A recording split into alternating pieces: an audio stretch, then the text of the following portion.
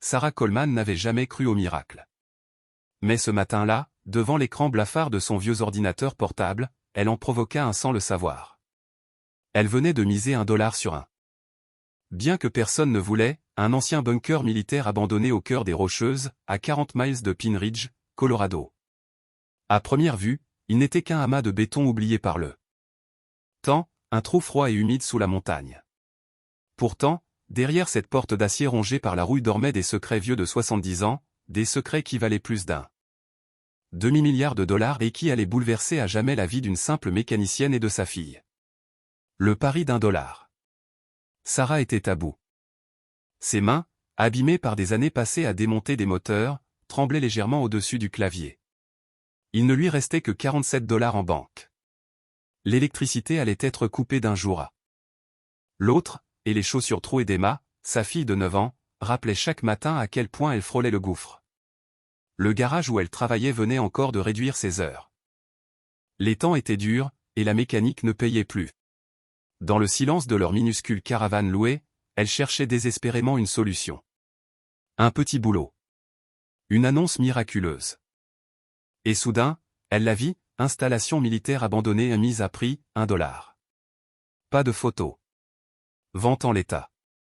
Acheteur responsable du nettoyage et des risques.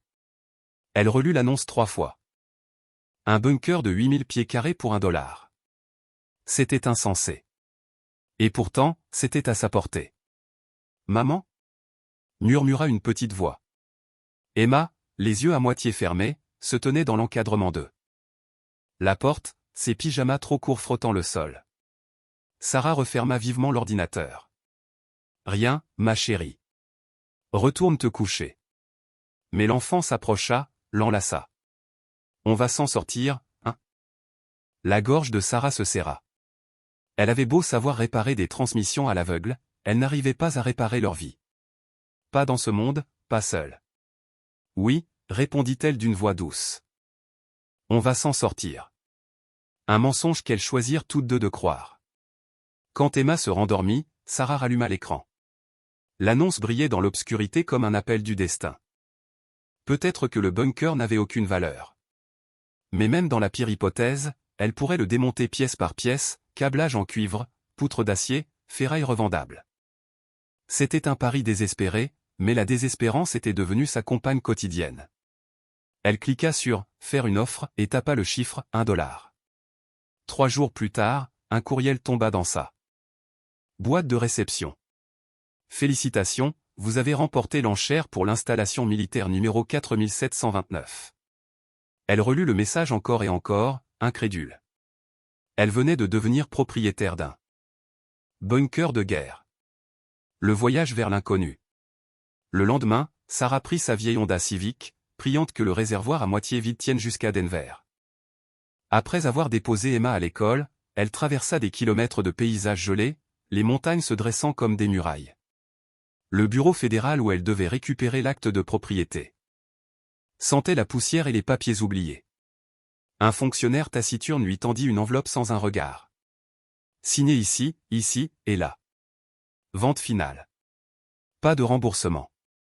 Elle versa son unique dollar en pièces de 25 cents et ressortit dans le froid, serrant contre elle les documents officiels. Un rire nerveux lui échappa. 8000 pieds carrés de mystère souterrain pour moins qu'un café. La route menant au bunker serpentait à travers les collines, étroites et cabossées. Elle dut s'arrêter 2 fois pour laisser refroidir le moteur. À mesure qu'elle montait, la civilisation disparaissait. Seuls les pins et le vent restaient témoins. Puis, soudain, elle la vit, une façade de béton à moitié engloutie par la végétation, comme avalée par la montagne. Un portail rouillé portait encore un panneau effacé.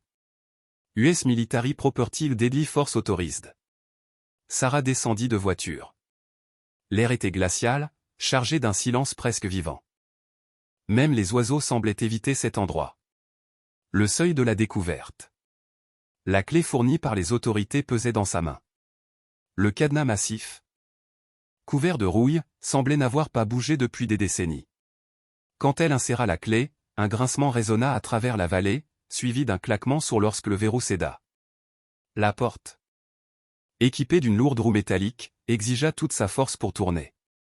Les engrenages internes gémirent, puis un souffle d'air ancien s'échappa comme si le bunker expirait enfin après un sommeil de 70 ans. Derrière la porte, les ténèbres l'engloutirent. Sarah alluma la lampe de son téléphone, le faisceau tremblotant révéla un escalier de béton plongeant dans la terre. L'air n'était pas moisi comme elle s'y attendait, mais métallique, presque stérile, chargé d'un parfum de conservation. Elle descendit lentement. 10 marches. 20.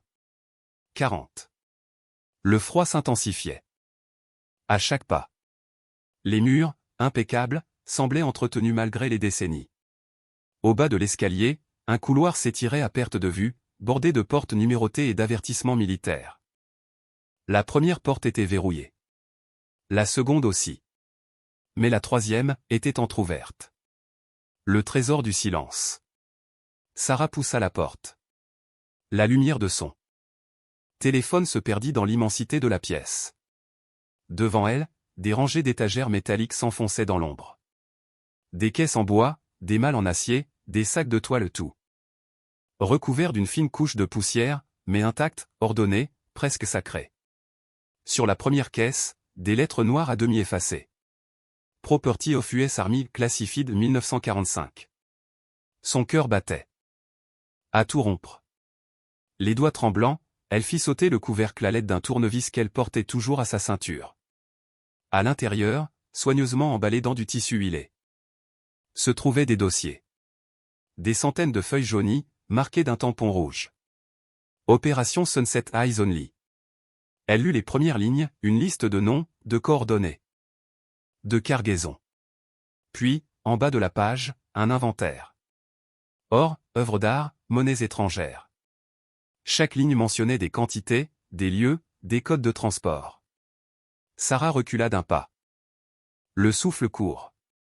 Ce qu'elle tenait entre les mains n'était pas une archive oubliée, c'était la trace d'une opération secrète menée à la fin de la Seconde Guerre mondiale.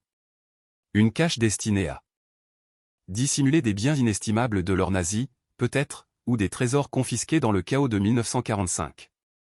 Et ce bunker, perdu dans les montagnes du Colorado, en était l'un des entrepôts. Le poids de l'héritage. Elle posa les papiers, les mains encore tremblantes. Autour d'elle, le silence semblait vibrer d'une présence invisible. Chaque objet. Chaque caisse racontait une histoire enfouie, la peur de la guerre froide, les accords secrets, les hommes qui avaient scellé ces portes en jurant de ne jamais les rouvrir. Dans une autre caisse. Elle découvrit des lingots d'or, leur éclat intact malgré le temps, frappés du sceau d'un régime disparu. Dans une autre, des tableaux soigneusement roulés, des toiles anciennes protégées comme des reliques. Et plus profondément encore, des boîtes scellées d'un symbole militaire inconnu, couvertes de poussière mais verrouillées par des dispositifs modernes. Tout cela valait une fortune. Une fortune cachée sous ses pieds depuis près de 3 générations. Sarah s'assit sur une caisse, incapable de parler. Une part d'elle voulait hurler, une autre pleurer. Elle avait acheté ce lieu. Pour $1, espérant un peu de métal à vendre, et voilà qu'elle tenait entre ses mains la clé d'un secret que des gouvernements avaient préféré oublier. Le choix. En remontant l'escalier, elle sentit le froid lui mordre la peau, mais son esprit bouillonnait. Que faire? Prévenir les autorités? Garder le silence? Si ce trésor appartenait réellement à l'armée, elle risquait d'être accusée de vol, ou pire. Mais si elle parlait, qui croirait une simple mécanicienne vivant dans une caravane? Arrivée à la surface, le vent s'était levé. Le soleil couchant jetait des lueurs dorées sur la montagne, pareilles à celles des lingots qu'elle venait de toucher. Sarah ferma la porte du bunker, remit le cadenas, et s'assit dans sa voiture. Elle savait qu'à cet instant précis, sa vie venait de basculer. Le monde extérieur ignorait encore que, sous les pierres et la mousse, dormait un secret capable de réécrire une partie de l'histoire. Et la seule gardienne de ce secret, était une jeune mère sans le sou, qui avait simplement eu le courage de miser $1. Cette nuit-là, alors qu'elle bordait Emma et l'écoutait respirer paisiblement, Sarah comprit que le destin venait de lui confier une épreuve aussi lourde qu'extraordinaire. Elle ne savait pas encore qu'en révélant ou en cachant ce qu'elle avait trouvé, elle déciderait non seulement de son avenir, mais aussi de celui d'un PAN oublié de la mémoire du monde. Et dans le silence de leur petite maison, elle murmura. $1? Ma fille. Un seul dollar, et tout a changé. Le secret du bunker 4729. Sarah tenait entre ses doigts un autre dossier, jauni, épais, couvert de griffonnage nerveux. Des photos y étaient agrafées. Des officiers en uniforme posant fièrement à côté de piles étincelantes de lingots d'or, des caisses scellées chargées dans des camions militaires, et partout, entourés d'un trait rouge rageur. Le même nom, répété comme une obsession, bunker 4729. Son bunker. Une sueur froide lui coula le long de la nuque. Ce lieu qu'elle croyait abandonné, qu'elle avait acheté pour $1 symbolique, était bien plus qu'un simple vestige de guerre. Si ces documents étaient authentiques, si seulement une partie de ce qu'ils décrivaient reposait encore ici, alors elle venait de devenir là. Propriétaire d'un secret dont la valeur dépassait l'imagination. C'est alors qu'un bruit se fit entendre, venu des profondeurs du souterrain. Un son métallique, lourd, rythmé. Pas le craquement anodin d'une structure ancienne, des pas. Des pas sur un escalier de métal. Sarah sentit son cœur s'emballer. Le bunker était censé être scellé depuis plus de 70 ans. Elle éteignit sa lampe torche d'un geste brusque et se plaqua contre le mur.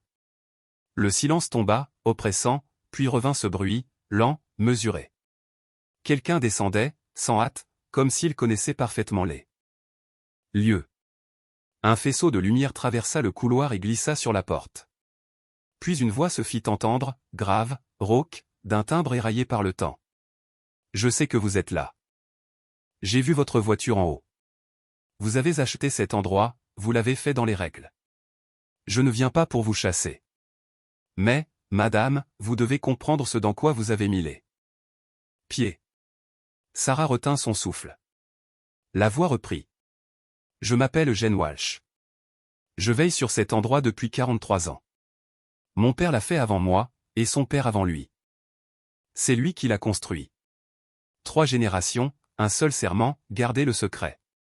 Le garder en sécurité jusqu'à ce que la bonne personne arrive. Le faisceau s'immobilisa sur le sol. J'ai 78 ans, continua-t-il. J'ai attendu toute ma vie que quelqu'un achète enfin ce lieu. Quelqu'un qui n'appartienne pas à eux. Quelqu'un qu'ils ne puissent pas contrôler. Et on dirait bien que ce quelqu'un, c'est vous. Sarah, la gorge serrée, osa murmurer. Qui, eux? Un rire amer, sans joie, résonna dans le tunnel. Les familles qui ont caché ici leur fortune. Volées, en 45. Celles qui ont tout fait pour que cet endroit disparaisse de la mémoire collective. Et elles vont être furieuses d'apprendre qu'une étrangère en est maintenant la propriétaire. Sarah fit un pas vers la lumière. Elle leva le menton, dissimulant sa peur derrière une fierté instinctive. Je ne comprends pas, qu'est-ce qu'il y a vraiment ici? Eugène s'approcha, révélant peu à peu son visage. La lueur de la lampe glissa sur une peau burinée, une barbe blanche, un regard clair et lucide, chargé d'une tristesse ancienne. Suivez-moi, dit-il enfin. Mais sachez-le, une fois que vous aurez vu ce qu'il y a derrière cette porte, vous ne pourrez plus faire marche arrière. Ils viendront pour vous. Ils essaieront de vous acheter, de vous effrayer, ou pire. Il planta son regard dans le sien. Vous en êtes certaine? Vous voulez vraiment savoir? Sarah pensa à Emma, sa fille. À leur réfrigérateur vide. À l'avis d'expulsion accroché à la porte. À toutes les fois où elle avait dû cacher son désespoir derrière un sourire pour rassurer son enfant. Oui, dit-elle simplement. Je suis sûre. Eugène hocha lentement la tête. Alors que Dieu vous aide, madame. Parce que ce qu'il y a derrière cette porte va changer votre vie à jamais. Ils s'enfoncèrent plus profondément dans les entrailles du bunker. Les couloirs semblaient sans fin. Bordés de pièces emplies d'appareils d'un autre âge, de machines au cadran muet, de tuyauteries rouillées. Ils descendirent un escalier en colimaçon qui s'enfonçait dans la roche. L'air devenait plus dense, plus froid, presque vivant. Puis ils arrivèrent devant la porte. Une masse circulaire d'acier, haute comme 2 hommes, enchâssés dans la pierre. Plus grande qu'une porte. 2 coffres de banque. Eugène posa une main tremblante sur le métal. Voilà ce qu'il protégeait. Ce que ma famille a gardé, sans jamais l'ouvrir. Nous n'en avions pas le droit. Mais vous, si. Vous êtes la propriétaire légitime. Sarah s'approcha, fascinée. Une plaque de laiton, verdie par le temps, était fixée sur le côté. Elle la frotta du bout des doigts, dégageant la poussière. Réserve d'urgence ou autorisée par décret exécutif, 7 juin 1945. Elle chuchota. Comment l'ouvre-t-on? Eugène sortit un carnet en cuir usé de sa besace. Les pages étaient si jaunies qu'elles semblaient pouvoir se désagréger sous le souffle. Mon grand-père a tout noté, la combinaison, les procédures, les avertissements. Il le lui tendit, le regard grave. Mais je vous préviens. Dès que cette porte s'ouvrira, votre ancienne vie s'effacera. Vous ne serez plus Sarah la mécanicienne. Sarah prit le carnet. Il pesait lourd, non par sa taille, mais par ce qu'il représentait. Le poids de secrets enfouis, de mensonges d'État, de décennies d'histoires cachées. Elle pensa à Emma, encore une fois. À la vie qu'elle rêvait de lui offrir. Et si ce bunker était la réponse à toutes leurs prières? Elle ouvrit le journal et lut. Les chiffres étaient écrits à la main, en une calligraphie soignée. Droite 37 gauche 14 droite 62 gauche 9. Sous la combinaison. Une note en rouge. Ne pas ouvrir seul. Contenu sous pression. Limite d'oxygène, 45 minutes après ouverture.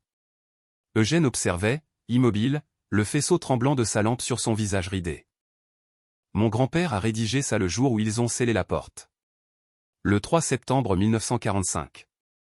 Depuis, elle n'a jamais bougé d'un millimètre. Sarah posa la main sur la molette. Le métal était si froid qu'il lui brûla la peau. Attendez, dit Eugène brusquement. Il sortit de son sac un vieux masque à gaz d'époque. Mettez ça. On ignore ce qu'il y a là-dedans, ou si l'air y est encore respirable. Elle enfila le masque. Sa respiration devint rauque, amplifiée par le caoutchouc. Puis elle tourna le cadran. Droite 37. Un clic sec résonna dans la roche. Gauche 14. Un second. Droite 62. Gauche 9. Un bruit sourd, puissant, fit vibrer le sol. Puis un autre, plus grave encore. La montagne sembla exhaler. Un souffle métallique siffla par la fissure, l'air emprisonné depuis 70 ans. S'échappait enfin, chargé d'une odeur âcre, minérale, de rouille et de poussière. Ensemble, ils tirèrent la porte. Les gonds hurlèrent comme une bête blessée.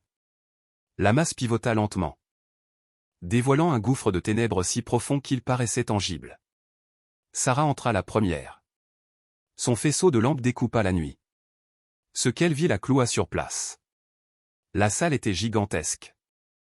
De la taille d'un terrain de basket, creusé dans la pierre brute. Mais ce n'était pas l'espace qui la sidéra. C'était ce qu'il contenait. Des montagnes de lingots d'or, empilées avec une précision militaire. Chaque barre frappée de l'aigle nazi et d'un numéro de série. Des caisses en bois estampillées Reichsbank, alignées contre les murs. Des valises métalliques verrouillées. Et, au centre, comme des monuments à la trahison, des rangées d'armoires et de classeurs d'acier. Mon Dieu, murmura Eugène. Sarah avança, hébétée. La lampe balaya un panneau cloué sur une poutre, un manifeste. Jauni mais lisible. Elle lut à voix haute à travers son masque. Dépôt de réserve d'urgence. Contenu, biens ennemis récupérés. Or, 12 000 lingots. Devise, 47 millions de dollars. Œuvre d'art. Voir annexe C. Document, classifié ultra. Elle se tourna vers Eugène, la voix tremblante. C'est, de l'or nazi. De l'or volé. Il hocha la tête, sombre. Entre autres. Mon grand-père en parle dans son journal. Opération Sunset. C'était réel. Quand les Alliés ont pris Berlin, certains officiers américains ont passé des accords. Ils ont aidé des nazis à s'échapper, en échange de l'emplacement de leur trésor. Ce bunker faisait partie des points de collecte. Sarah retira son masque, l'air, bien que rance, était respirable. Elle ouvrit un tiroir d'armoire, en sortit une chemise. À l'intérieur, des relevés bancaires de comptes suisses, des noms d'industriels américains ayant profité de la guerre, des preuves de collaboration secrète capables de réécrire les manuels d'histoire. Qui d'autre sait, demanda-t-elle. Eugène soupira. Les héritiers de ceux qui ont tout caché. 3 familles qui contrôlent cette région depuis des générations, les Brennan, les Caldwell et les Ashford. Ils ont attendu que le temps efface les témoins, que la mémoire s'éteigne. Ils pensaient qu'un jour, ils pourraient reprendre leur trésor en silence. Sarah sentit le vertige la saisir. Les murs semblaient se resserrer, les lingots luisaient comme des serpents endormis. Tout ce qu'elle croyait savoir sur ce pays, sur la guerre, sur la justice, vacillait. Eugène posa une main sur son épaule. Vous comprenez maintenant pourquoi on l'a gardé caché. Ce n'est pas seulement une question d'or. C'est une question de vérité. Et ceux qui détiennent ce genre de vérité ne laissent jamais de témoins. Sarah leva les yeux vers les piles d'or, vers les dossiers qui contenaient peut-être les noms de ceux qui avaient façonné le monde moderne sur les cendres du mensonge. Et elle sut que rien, plus rien, ne serait jamais pareil. La valeur de ce qui entourait Sarah défiait toute compréhension. Des lingots d'or, des caisses scellées, des archives jaunies. Portant des sceaux militaires, un trésor inestimable, mais né de la souffrance et du vol. Et pourtant, selon les registres officiels, tout cela lui appartenait désormais. Ce terrain, cette forteresse souterraine, portait son nom. Mais pouvait-on vraiment posséder un secret construit sur des tombes? Emma avait besoin d'elle. De stabilité, d'un avenir. Pas de fantôme ni de malédiction. Mais avant que Sarah ne puisse décider quoi faire, un bruit rompit le silence métallique du bunker. Ce n'étaient plus des pas, mais des voix. Plusieurs voix, se rapprochant. Eugène? Blême, serra son bras. Ils savent. Quelqu'un au bureau du cadastre a dû les prévenir. On doit partir, maintenant. Mais Sarah ne bougea pas vers la sortie. Son instinct, affûté par des années de survie, la poussa au contraire plus loin, au cœur du coffre. Elle ouvrit en hâte un tiroir, attrapa une grande enveloppe brune, puis une autre. Elle les glissa sous sa veste. Des preuves. Murmura-t-elle. Des preuves, et un moyen de pression. Sarah. Ils vont nous descendre. Elle n'écouta pas. Elle agrippa un lingot d'or, si lourd qu'il faillit la déséquilibrer. Aide-moi, Eugène. Ils coururent ensemble vers la porte blindée, les voix résonnant derrière eux. Sarah distinguait à présent des mots, censés être scellés, Walsh est là, la femme de la ville. Ils franchirent la porte, Eugène la referma violemment et verrouilla le mécanisme. Ça nous fera gagner quelques minutes. Pas plus. Ils ont le code aussi. Ils s'élancèrent dans les couloirs de béton, haletant.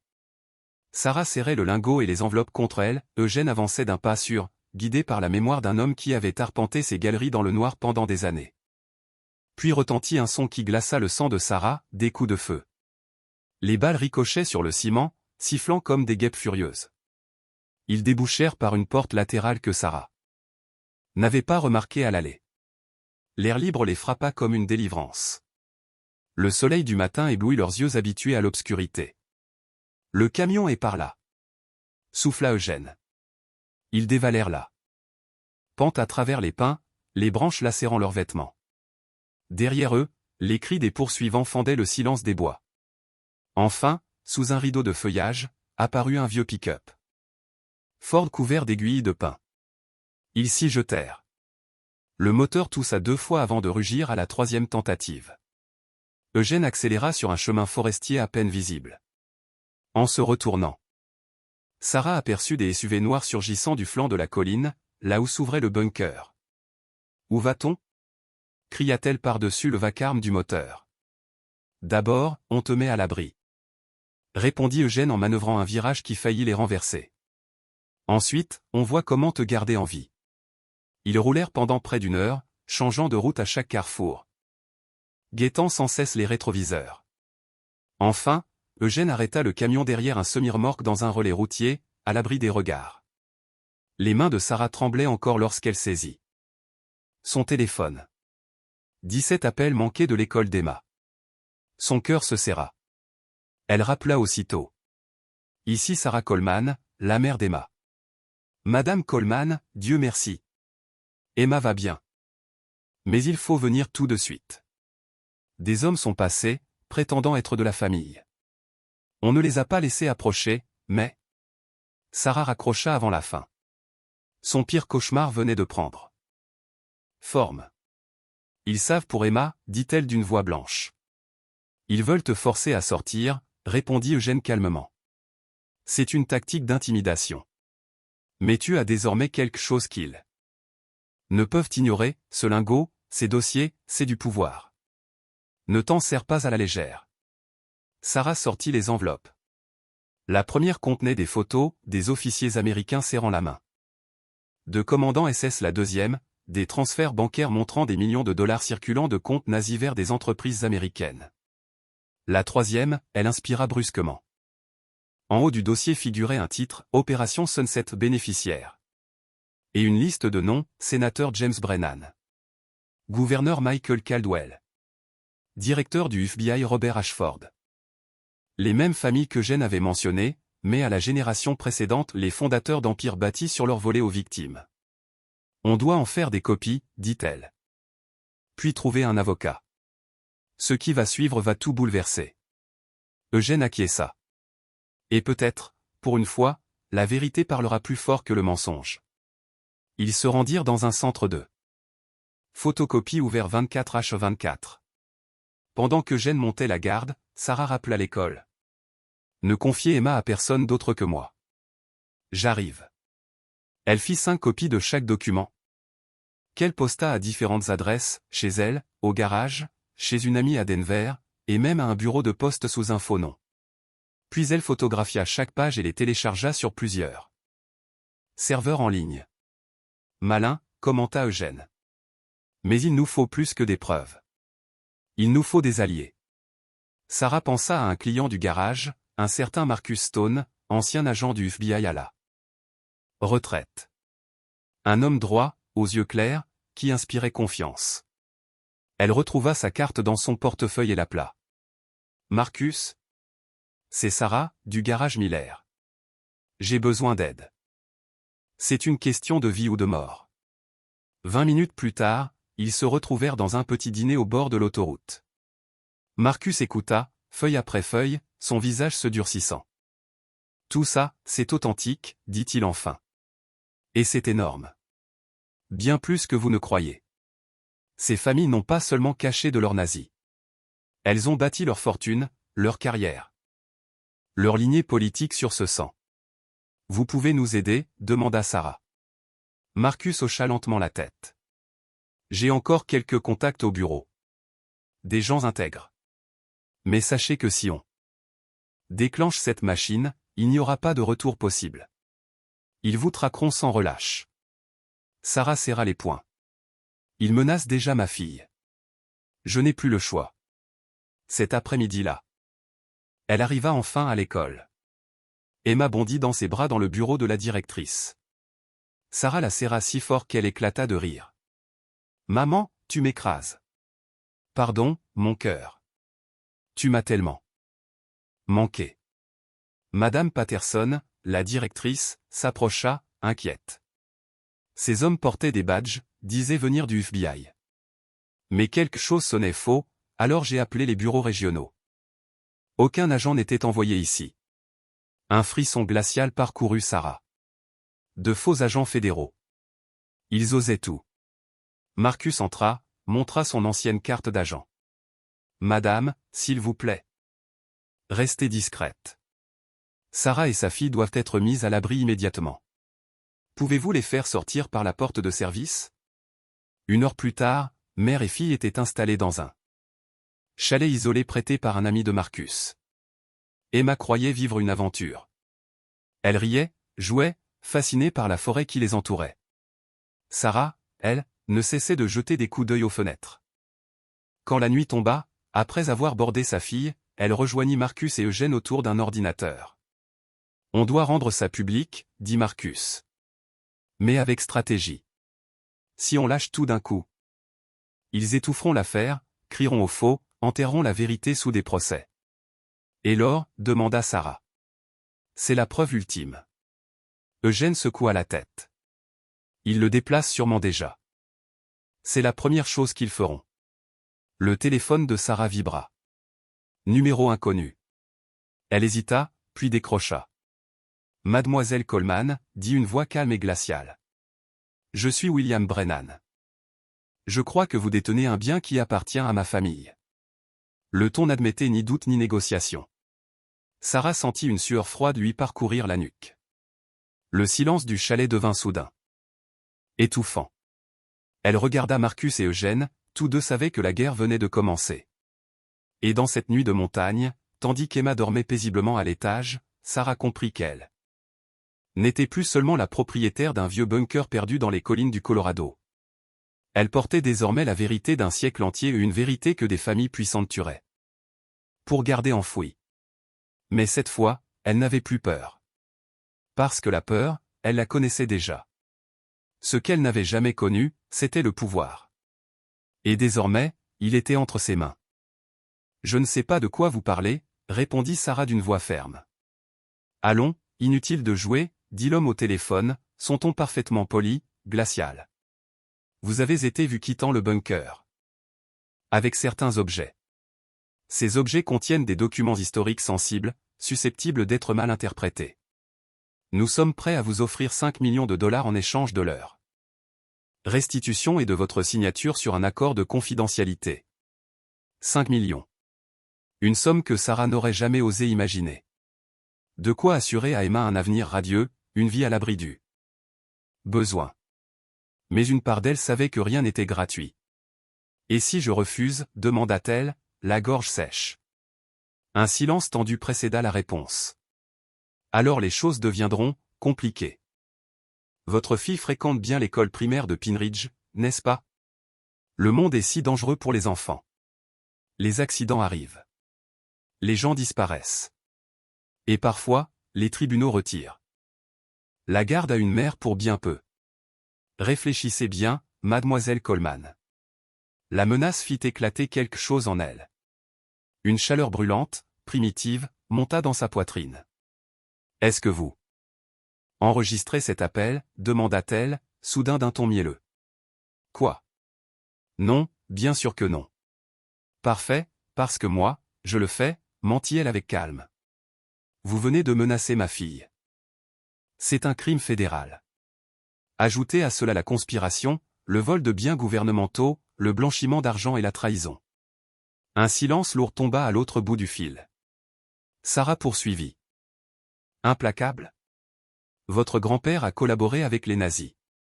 Vous avez dissimulé de leur voler pendant l'Holocauste. Vous imaginez l'effet que cela fera dans les médias? L'homme resta muet. Vous n'avez aucune idée de ce que vous déclenchez, finit-il par dire d'une voix tendue. Ni vous, répondit-elle. Elle raccrocha.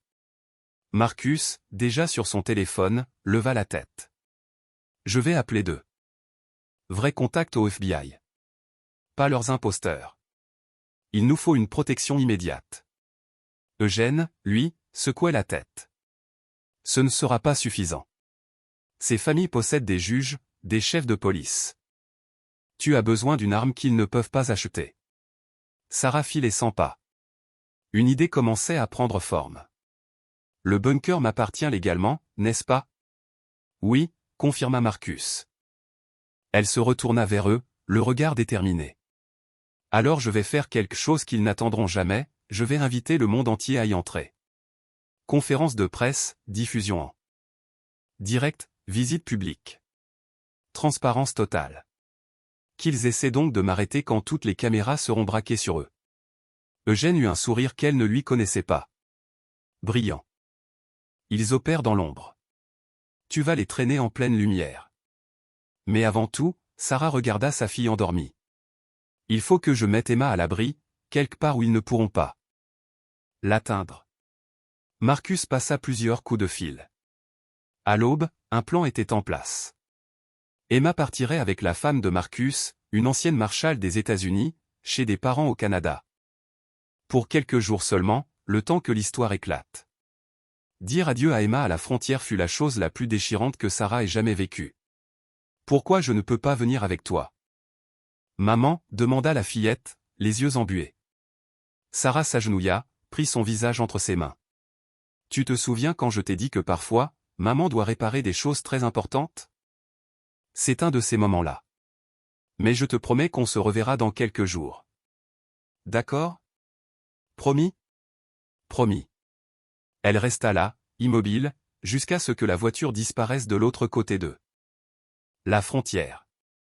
Quelque chose se brisa en elle, mais ce n'était pas la peur, c'était la naissance d'une résolution. Ils avaient menacé sa fille. À présent, elle allait faire s'écrouler leur monde entier. Le lendemain matin, Sarah se tenait devant l'entrée du bunker, entourée de Marcus, d'Eugène et de 3 journalistes triés sur le volet et des reporters connus pour leur intégrité et leur courage.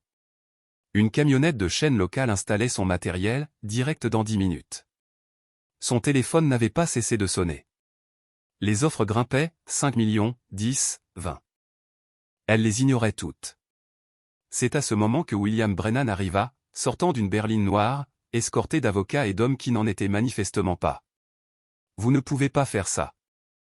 Lança-t-il, blême. Sarah lui adressa un sourire tranquille. Regardez-moi bien. Le voyant rouge de la caméra s'alluma. La journaliste leva le micro. Bonjour. Nous sommes devant un bunker. Apparemment ordinaire dans les montagnes du Colorado. Mais ce qui s'y trouve est tout sauf banal. Sarah Coleman, mécanicienne et mère célibataire, a acheté cette installation militaire abandonnée. Pour $1 lors d'une vente aux enchères gouvernementales.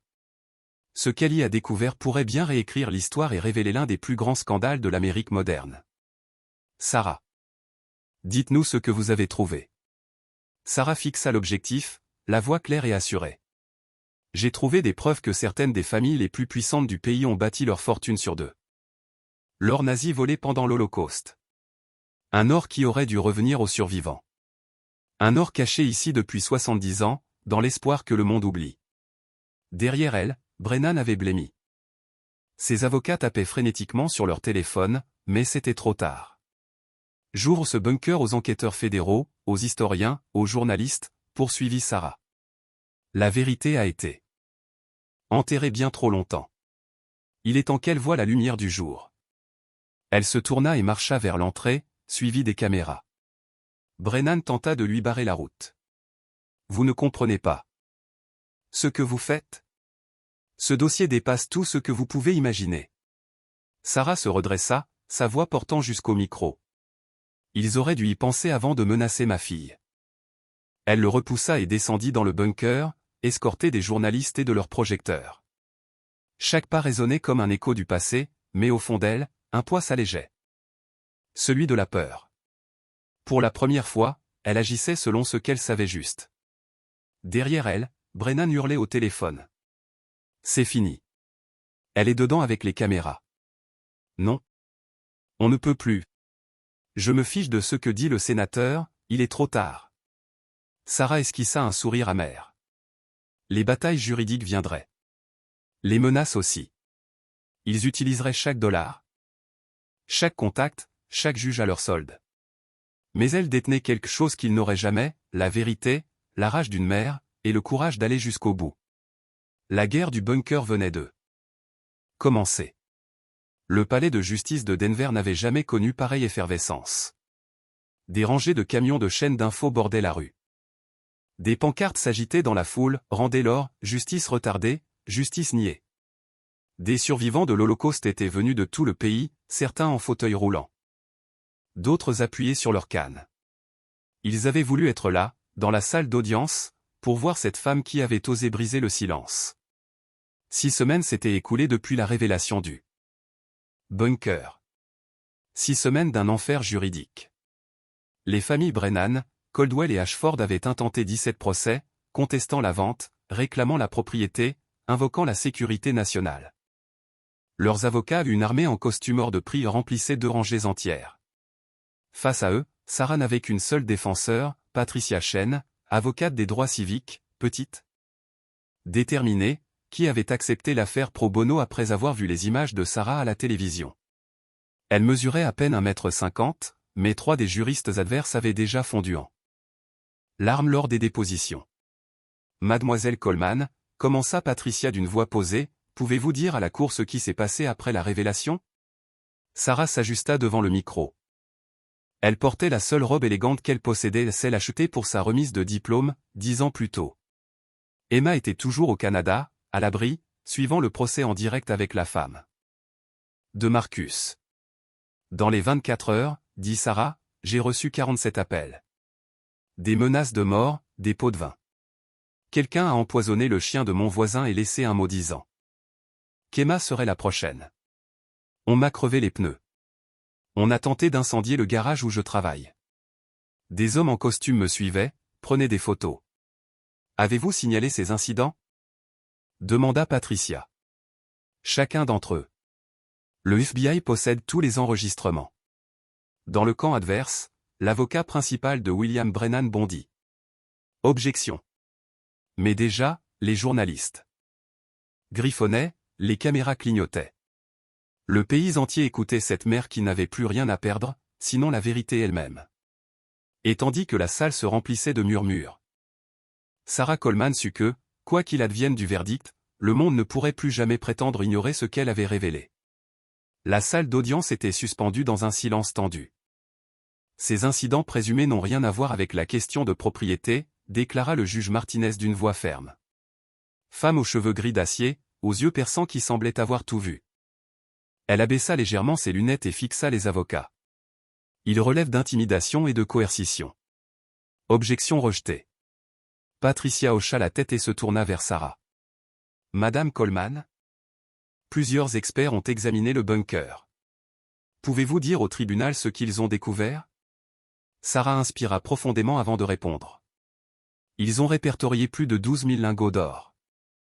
Volés aux victimes de l'Holocauste, des œuvres d'art pillées dans des musées européens, des devises provenant de pays occupés, et des documents prouvant que certains responsables américains avaient aidé des criminels de guerre nazis à fuir, en échange de cette fortune.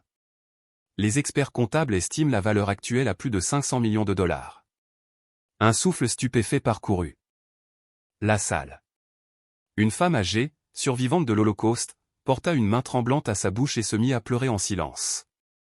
Patricia reprit. Et que comptez-vous faire de ces biens, Madame Coleman? Sarah tourna le regard vers les survivants assis au premier rang. Ils ne m'appartiennent pas. Ils n'ont jamais été à moi. Ils appartiennent aux familles à qui on les a volés. Chaque centime ira au fonds de restitution et à la préservation de la mémoire historique. William Brennan bondit de sa chaise. Votre honneur, c'est du théâtre. Asseyez-vous, monsieur Brennan. Trancha froidement le juge Martinez. Votre tour viendra. Mais déjà, la vérité quittait les murs du tribunal pour se répandre dans la ville. Dehors, des habitants de Pine Ridge commençaient à affluer. Pas les grandes familles influentes, non. Les gens ordinaires. Le mécanicien de Miller & Auto, où Sarah travaillait. Les professeurs de l'école d'Emma. La femme du centre alimentaire où Sarah faisait du bénévolat. Ils se tenaient aux côtés des manifestants, brandissant des pancartes. Sarah Coleman est notre voisine. David a vaincu Goliath. À l'intérieur. Patricia sortit une clé de voûte de son dossier. Votre honneur, voici la pièce numéro 47, les images de vidéosurveillance du Bureau fédéral des propriétés. On y voit William Brennan entrer dans le bâtiment à 3 heures du matin, la veille de la mise aux enchères. Elle poursuivit. Et la pièce numéro 48, les relevés téléphoniques. Il a appelé le greffier 19 fois cette semaine-là. Pertinence? Demanda le juge. Les Brennan connaissaient l'existence de l'enchère. Ils auraient pu y participer légalement. Ils ont choisi de ne pas le faire, persuadés qu'ils pourraient s'approprier le contenu du bunker sans en détenir le titre. Ils y sont entrés illégalement, et cela depuis des décennies. Un murmure parcourut la salle. 70 ans d'intrusion sur des terres fédérales, conclut Patricia. La défense s'effondra dans une pluie d'objections, de requêtes d'urgence et de manœuvres procédurales, mais le mal était fait. Avant midi, 3 membres du Congrès avaient déjà réclamé une enquête fédérale. Le soir même, le procureur général annonçait la création d'un groupe spécial chargé d'examiner les liens de la famille avec leurs nazis. Cette nuit-là, Sarah resta dans la maison sécurisée où elle était protégée, les yeux rivés à l'écran de télévision. Les nouvelles faisaient trembler tout le pays. Pine Ridge s'était embrassé. Des voix longtemps étouffées se levaient enfin. Un vieil homme de 90 ans raconta aux journalistes comment la famille Caldwell avait volé la ferme de son père en 1947, après un mystérieux voyage à l'étranger. Une femme révéla que sa mère, ancienne secrétaire chez les Ashford, avait vu des officiers nazis dans leur demeure en 1946. Puis le téléphone sonna. C'était Eugène. Sa voix tremblait d'émotion. « Sarah, tu l'as fait. Tu as brisé leur emprise. Les gens n'ont plus peur. » Mais la joie fut de courte durée. Le lendemain matin, Sarah se réveilla pour trouver son téléphone inondé du même message, répété des centaines de fois. « Tu crois avoir gagné. Tu ne sais rien. » Quelques minutes plus tard, Patricia l'appela. « Ne sors pas, dit-elle d'un ton grave. Les familles ont déposé une injonction fédérale d'urgence. Elles prétendent que le bunker contient des secrets militaires classifiés. Et elles ont trouvé un juge prêt à apposer un ordre de scellé. » Le cœur de Sarah se serra. Si le bunker était de nouveau scellé, toutes les preuves disparaîtraient. Les familles avaient des appuis partout, dans les tribunaux, les médias, même à Washington. Mais elle avait sous-estimé la force tranquille du peuple. En quelques heures, des voitures commencèrent à affluer vers le bunker. Pas des politiciens. Des citoyens.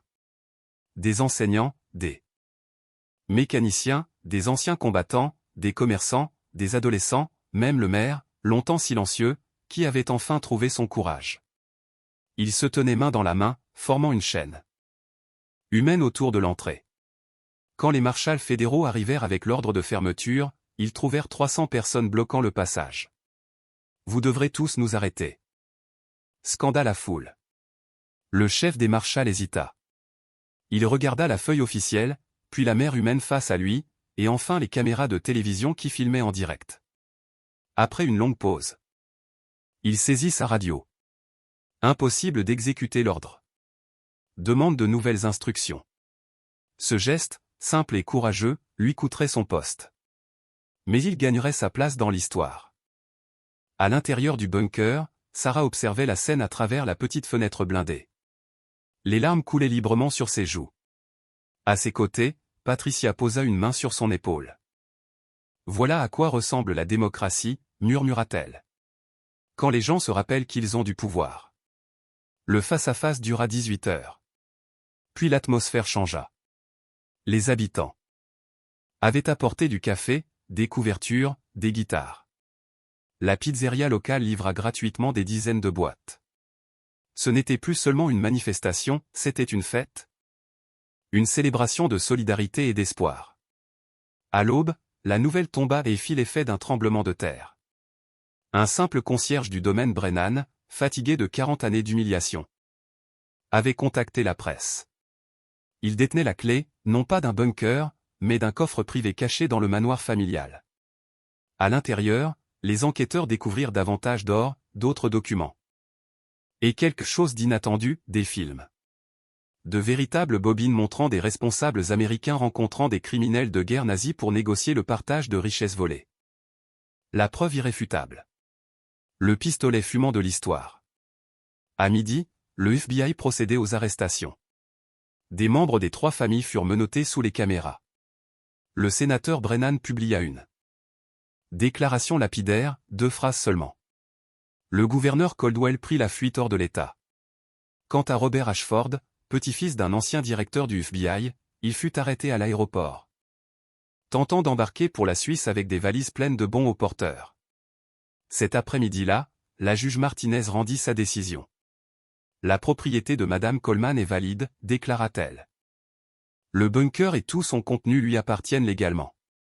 Mais, ajouta-t-elle d'une voix solennelle, ces biens relèvent désormais d'une restitution fédérale immédiate.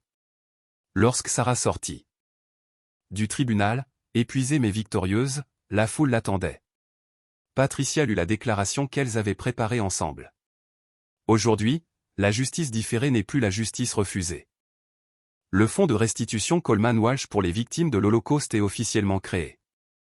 Chaque bien retrouvé sera catalogué, évalué, et redistribué aux survivants et à leurs descendants. Un tonnerre d'applaudissements éclata. Le bunker lui-même deviendra un musée et un centre éducatif, afin que cette histoire ne soit jamais oubliée ni répétée. Sarah sentit des bras l'entourer. Des inconnus la serraient contre eux. Les mécaniciens de son garage la soulevèrent dans les airs, riant et pleurant à la fois. Des survivants, les mains tremblantes, la bénirent dans des langues qu'elle ne comprenait pas mais que son cœur traduisait. Le soir venu, dans la maison sécurisée, l'écran de son ordinateur s'alluma. Le visage d'Emma apparut, rayonnant. À côté d'elle, la femme de Marcus. « Maman, je t'ai vue à la télé », s'exclama Emma. « Madame Marcus dit que tu es une héroïne. » Sarah rit à travers ses larmes. « Non, mon cœur.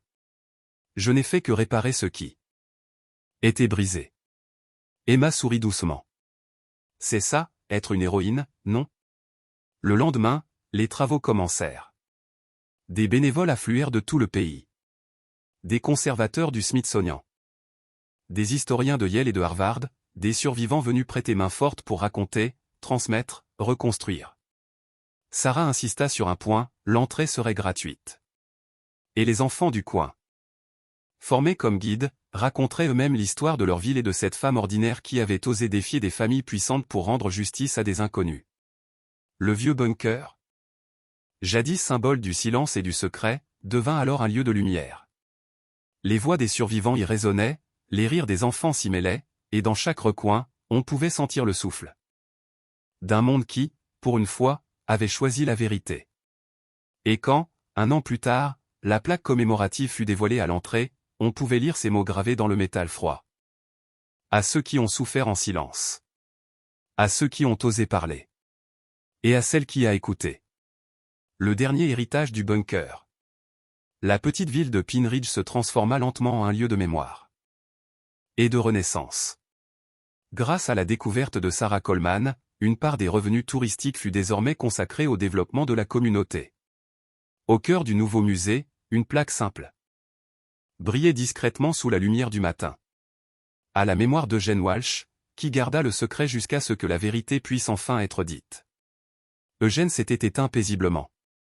3 semaines après la victoire au tribunal. Il avait attendu juste assez longtemps pour voir la justice triompher, son ultime mission accomplie. Le gardien de la vérité. Son funérail rassemblèrent des centaines de personnes. Des habitants, des journalistes, des inconnus venus de loin, tous ceux que sa fidélité silencieuse avait inspirés. Sarah, les yeux noyés de larmes, prit la parole devant le cercueil du vieil homme. Il a protégé la vérité pendant des décennies, seul dans l'obscurité. Il méritait de la voir enfin briller au grand jour. Et, sous ce ciel clair d'automne, le trésor commença son voyage de retour. Des historiens médico-légaux retracèrent les numéros de série des lingots d'or, les reliant à des familles anéanties. Pendant la Shoah, l'or fut restitué à ses véritables héritiers. Les œuvres d'art retrouvèrent les musées capables d'en prouver la provenance. Les sommes d'argent furent versées à des fonds internationaux d'aide aux survivants. Une nouvelle vie, simple et juste. Sarah et sa fille Emma quittèrent leur vieux mobil-home pour s'installer dans une véritable maison. Rien d'extravagant, juste un foyer chaud, solide, avec des murs qui semblaient faits de promesses tenues. Sarah continua à travailler comme mécanicienne. Elle aimait cette vie. La sincérité des moteurs qu'on peut réparer, des outils qu'on comprend, des problèmes qu'on résout de ses propres mains. Mais à présent, elle siégeait aussi au conseil du musée, collaborait avec des historiens et parcourait les écoles pour raconter son histoire, celle d'une femme ordinaire qui avait osé affronter des puissances corrompues. Le musée de la mémoire. 1 an plus tard, le musée ouvrit officiellement ses portes.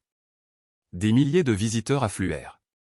Le hall d'entrée exposait les portraits des victimes de l'Holocauste, dont les richesses volées avaient dormi sous terre pendant 70 ans. La salle du coffre, quant à elle, avait été préservée telle que Sarah l'avait découverte, les murs de béton, la lourde porte. La poussière figée dans le temps. Désormais, des panneaux explicatifs et des témoignages filmés accompagnaient la visite, retraçant comment certains Américains avaient secrètement profité du génocide européen. Mais la pièce la plus bouleversante se trouvait à la fin du parcours. La salle de la conscience, baptisée ainsi par Patricia. Sur ces murs figuraient les visages de tous ceux qui avaient contribué à faire éclater la vérité. Sarah et Eugène, bien sûr, mais aussi Marcus, Patricia, les journalistes qui avaient risqué leur carrière, les citoyens qui avaient formé des chaînes humaines pour bloquer les camions d'or, et même ce concierge anonyme qui, un jour, avait dit simplement « assez ». Le prix $1. Au centre de la salle, un vitrine en verre renfermait 3 objets modestes. L'annonce de la vente aux enchères, le reçu $1, et une photo de Sarah et d'Emma, le jour de leur retrouvailles. Sous l'image, une inscription. Parfois, le plus petit investissement rapporte le plus grand retour. Sarah Coleman a payé $1 et rendu 500 millions à leur véritable propriétaire. Mais le vrai trésor, disait-on souvent, ne se mesurait pas en or ni en billets.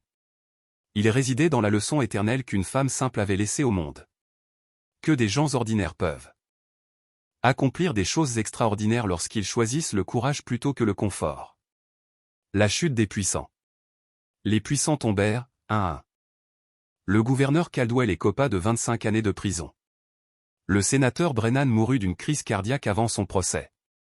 La famille Ashford, autrefois intouchable, vit sa fortune confisquée. 3 manuels d'histoire furent réécrits. 7 membres du Congrès démissionnèrent après que leurs liens avec le trésor nazi furent révélés. Et à Pine Ridge, une nouvelle génération de dirigeants vit le jour des hommes et des femmes qui avaient appris qu'il était possible de parler vrai devant le pouvoir, sans trembler. Sarah, elle, ne conserva qu'une seule chose du bunker, le journal d'Eugène. Les nuits d'insomnie, elle le relisait, entendant presque la voix grave du vieil homme lui rappeler qu'il avait gardé un secret qui ne lui appartenait pas, attendant simplement quelqu'un d'assez brave pour le révéler. Le discours de Sarah.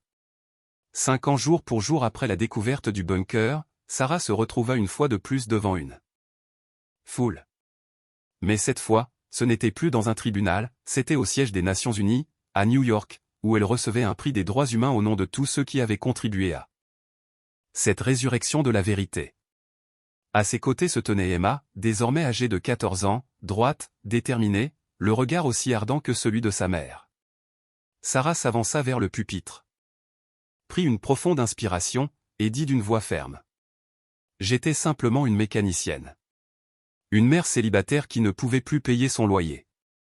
J'ai acheté ce bunker parce que j'étais désespéré. Mais le désespoir s'est changé en détermination lorsqu'ils ont menacé ma fille. Et cette détermination s'est changée en justice quand ma communauté s'est levée à mes côtés. Elle leva les yeux vers les diplomates, les ambassadeurs, les représentants de 50 nations. Les puissants veulent nous faire croire que nous ne le sommes pas. Ils veulent que nous pensions que le passé ne peut pas être corrigé. Que la force donne raison. Que les gens ordinaires doivent accepter l'injustice extraordinaire. Ils ont tort. Un silence vibrant emplit la salle. Puis elle conclut. Chaque tort peut être réparé. À condition que nous ayons le courage d'ouvrir la porte. D'allumer la lumière. Et d'affronter ce qui se cache dans l'ombre. L'ovation dura plus de 10 minutes. Mais Sarah, déjà, pensait à autre chose, au garage de Pine Ridge, à la graisse sous ses ongles, au moteur qu'elle continuerait à réparer, aux gens qu'elle aiderait encore. Le retour à la lumière. Ce soir-là, de retour chez elle, Sarah bordait Emma dans leur petite maison parfaite. Par la fenêtre, on voyait briller au loin les lumières du musée, scintillant contre la silhouette noire des montagnes. Des milliers de visiteurs viendraient le lendemain, découvrant une histoire que le monde avait failli oublier. Maman ? Murmura Emma, les yeux déjà mi-clos. Quand je serai grande, je veux être comme toi. Sarah sourit, émue, et posa un baiser sur son front. Non, ma chérie. Sois mieux que moi. Sois plus courageuse. Le monde a besoin de ceux qui n'ont pas peur de réparer ce qui est brisé. En éteignant la lumière, Sarah songea à tous les autres bunkers qui devaient encore exister quelque part. Tous. Les secrets enfouis, toutes les vérités en attente d'un regard courageux. Elle pensa à ces gens ordinaires qui, sans le savoir encore, étaient peut-être sur le point de faire leur propre découverte à $1. L'héritage d'une femme ordinaire. La mécanicienne qui avait acheté un bunker était devenue bien plus que ce qu'elle aurait jamais imaginé. Pas une millionnaire, bien qu'elle aurait pu l'être. Pas une célébrité, même si son nom avait fait le tour du monde. Elle était devenue une femme de justice. Quelqu'un qui avait choisi la vérité. Plutôt que le confort. La communauté plutôt que la richesse. Le courage plutôt que la peur. Et c'est là, dans cette humilité féroce, que résidait sa grandeur. Le véritable trésor n'était pas dans ce qu'elle avait trouvé, mais dans ce qu'elle avait décidé d'en faire. Le message universel. Car n'importe qui peut devenir un héros. Du moment qu'il refuse de se taire. N'importe qui peut changer le monde. En se rappelant que les puissants ne le sont que parce qu'on les laisse l'être. Et n'importe qui, un jour, peut trouver son propre bunker. S'il a le courage de miser $1 sur l'espoir. Et d'ouvrir les portes qu'on lui a toujours dit de laisser fermer. Sarah Coleman n'était plus simplement une mère épuisée ou une mécanicienne en difficulté. Elle était devenue un symbole. Celui d'une humanité qui, face à la corruption et à la peur, se souvient encore que la lumière commence toujours par un geste. Celui d'une main qui ose tourner la clé.